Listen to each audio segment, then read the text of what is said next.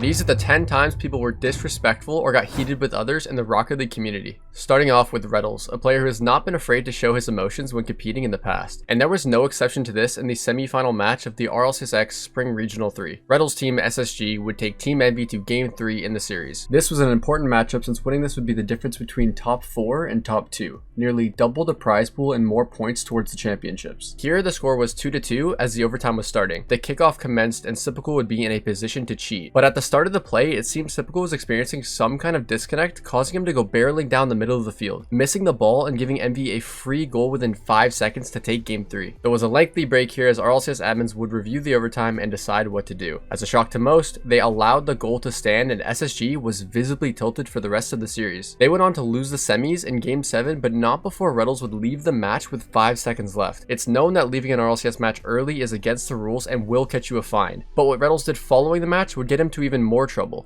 He would join a call with Dizz while on livestream with some heated words to say about the RLCS admins that made the call. Yeah, I'm calling Sizz an idiot for finding me. Sizz is yemming me.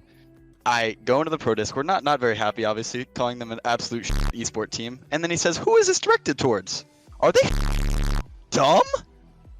Fans of SSG and others in the community came to Twitter outraged about the missed call. If you get fined for leaving early, I'll volunteer to pay it. Psyonix needs to apologize and take the Retals fine back. Admin who made that decision needs sacking off. You can clearly see Sypical DC'd at the very start of the kickoff. After further review, the admins would find out that the reason for the input wasn't due to an unstable internet connection, but instead a controller disconnect, causing the input to be carried over from right before Sypical's controller would DC. With this newly acquired information, the admins later awarded SSG with 70 points to their ranking, equivalent to finishing top 2 in the regional. Retals would receive a different competitive ruling though. He was disqualified from competing on day 1 of the Spring Major Group Stage, his suspension being for berating and harassing tournament administrators and Psyonix employees through Discord and Twitch, in doing this, violating the RLCS player code of conduct. The call was a clear mistake from the admins, causing SSG to miss out on the chance of winning that regional as Envy would go on to take it, though Retals probably shouldn't have lashed out the way that he did in the situation. And this wouldn't be the only case of someone being suspended for disrespecting RLCS staff. In 2021, the coach from NRG, Sizz, would also be suspended for breaking the same player code of conduct as Retals.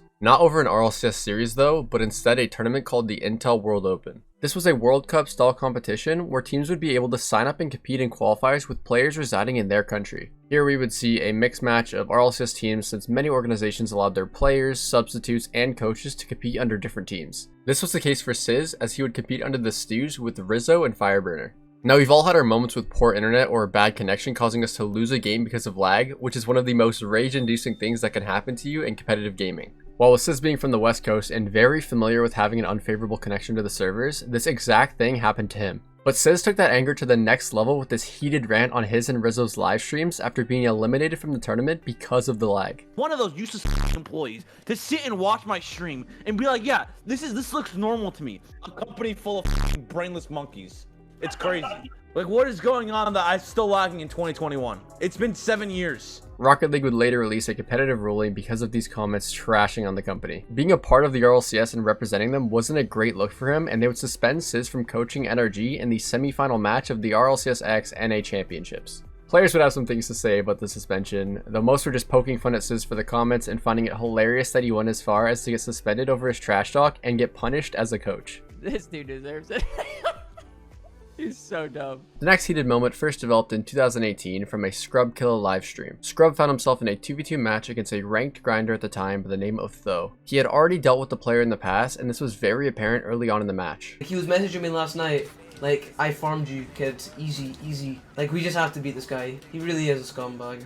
The trash talking from Tho was prevalent throughout the game, and at the end he would challenge Scrub to a 1v1. He would accept the challenge and the heated trash talk would continue while Scrub would win the match and leave. He would go back to rank 2s but would be sniped by Tho under the name Scrub's biggest fanboy, all while continuing the disrespectful comments to the point where Scrub reported him and talked about messaging a Psyonix developer about him on stream. Fast forward to 2020 and the two would end up on the same team together. It would come to no surprise considering their history that this team would run into some issues of their own. In an RLCS X fall match against Team Liquid, a shoutcaster named Lawler would be watching the match on his stream with his viewers. All of a sudden during the game we would hear Scrub join the voice call, shocking Lawler along with his Twitch chat. He would express some interesting comments about the team's communication to the streamer. What is happening right now? Well, okay, I could sit in silence, or I could sit with you. So like, you know what I mean?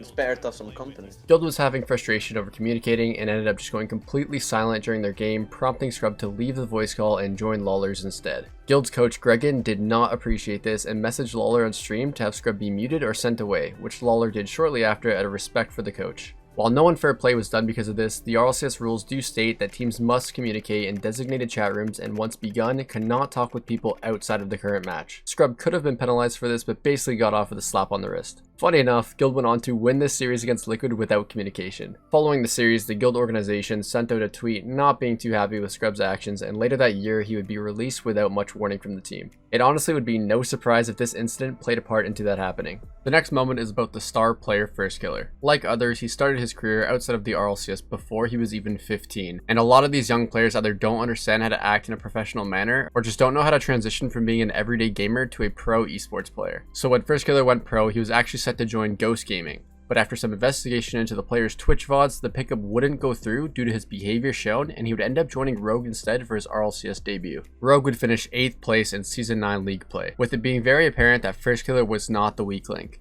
He would heavily influence some roster changes for the team, replacing Wonder for Turanturo and eventually Kronovi for Taroko. But not until after he would make some public comments about the roster in a Retals livestream.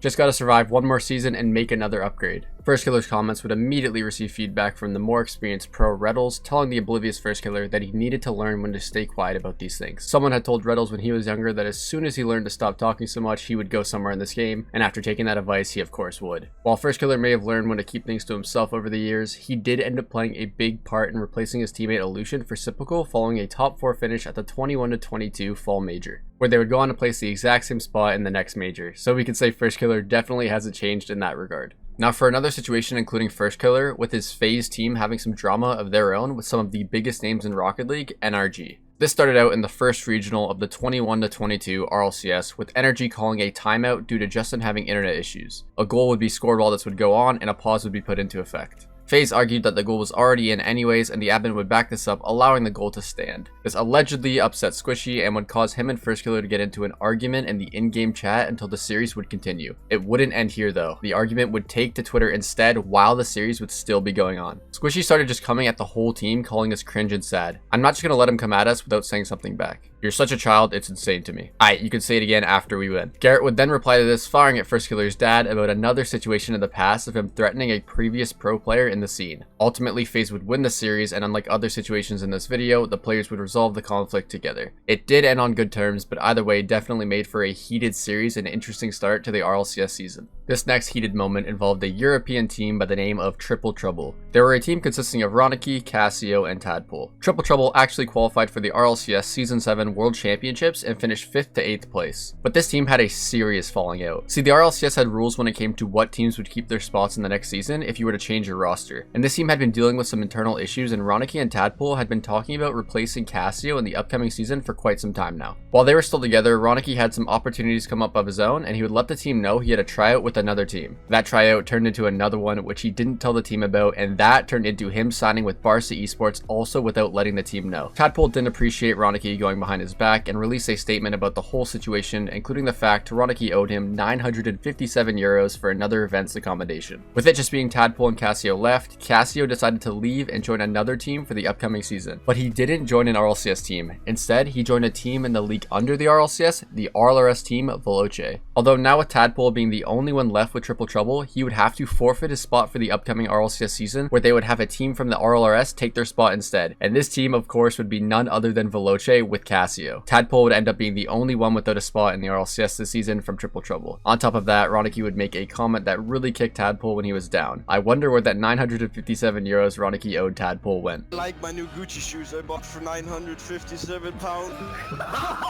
In the RLCS 21-22 Winter Major, we had version 1's comm do something no other pro had done to this degree at an RLCS LAN, and that was pure mind games by openly trash talking opponents, calling them out, and even laughing in their faces during a series. Straight out of an old school Call of Duty LAN, as other players would call comm a menace. His demo heavy and disruptive playstyle would already be frustrating to face as it is, but add these comments and it made any version 1 series an interesting one to watch. He would mostly play this villain act in the group stage where there was no crowd and much easier to hear him. Comm later said he did it to get into the players' players' heads, especially the ones who were playing their first ever LAN and were already in a less familiar space. Of course, no action was taken for this as it was all in good fun, and most players would understand that the mind games are all a part of the esport. We just haven't really seen anything like this before. Note that I said most players would understand, as apparently FaZe did not react the same way after the match, with some dead silence filling up around their setups after the loss. FaZe did not make us. Yeah, I think